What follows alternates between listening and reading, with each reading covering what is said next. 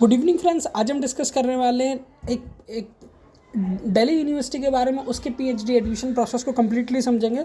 साथ में इस फैक्ट को भी डिलीवर करेंगे कि हमने दिल्ली यूनिवर्सिटी में एक कन्फ्यूज़न रहता है कि प्रपोजल फॉर्म फिल करने टाइम प्रपोजल रेडी होना चाहिए या नहीं होना चाहिए। इस कन्फ्यूज़न को भी दूर करेंगे। तो चलिए, कुछ 3 से 4 मिनट का वीडियो होने वाला है और वीडियो का एजेंडा और कंटेंट दोनों मैं आपको डिलीवर कर चुका हूँ। तो डेफिनेटली वीडियो को स्टे करिएगा, बने रहिएगा वीडियो के साथ। तो सबसे पहले अगर बात करें कुछ हम प्रपोजल के बारे में की फैक्ट पढ़ लेते हैं। प्रपोजल एक्चुअल में प्रपोजल को लेके क्या जो आपको चीज़ें सुनने मिलती है या अफवाहें सुनने मिलती है, उसको एक बार कंप्लीटली ख़त्म कर लेते हैं। देखिए, डीयू प्रपोजल आपका प्रपोजल रिक्वायरमेंट होता है at the stage of interview, not filling the form.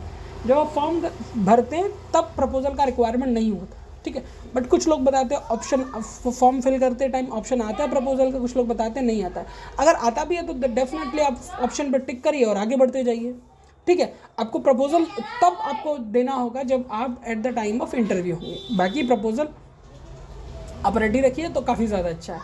बात करें प्रपोजल में होना क्या चाहिए, वही सेम सिनेरियो जो सब जगह जो प्रपोजल में होता है वही होना चाहिए। टाइटल होना चाहिए, इंट्रोडक्शन होना चाहिए, objective, research, questions, methodology, scope, expected outcome.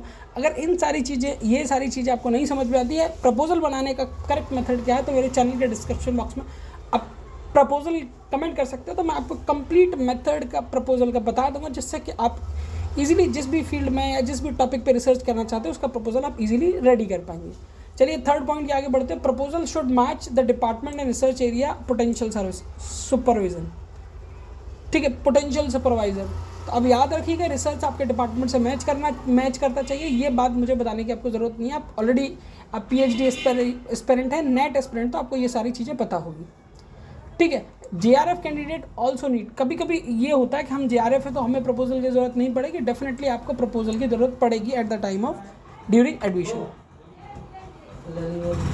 Master degree required होती है, आपको कम से कम 55% का रिक्वायरमेंट होना चाहिए, ठीक है, जिसमें कुछ कैटेगरीज़ को 50% तक अलाउ होता है, जैसे SC, ST, OBC, NC, non creamy layer, PWD as per DU application guideline, ठीक है।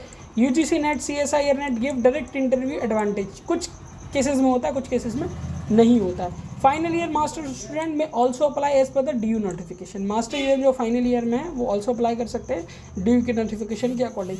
सम department ask additional criteria subject wise, वो मैं अक्सर कर बताता हूँ। कुछ डिपार्टमेंट होते हैं वो एडिशनल क्राइटेरिया की डिमांड ज़रूर करते हैं।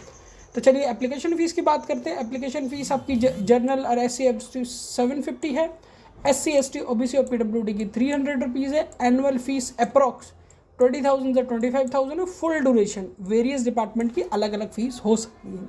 एडिशनल डिपार्टमेंट की चार्जेस की बात करें, ये लाइब्रेरी, एक्स्ट्रा फीस, ये सारी चीज़ें आपको मतलब एडमिशन के ड्यूरेशन में ही पता चलेंगी। बाकी वीडियो कैसा लगा चैनल आप ज़रूर बताइएगा, ठीक है।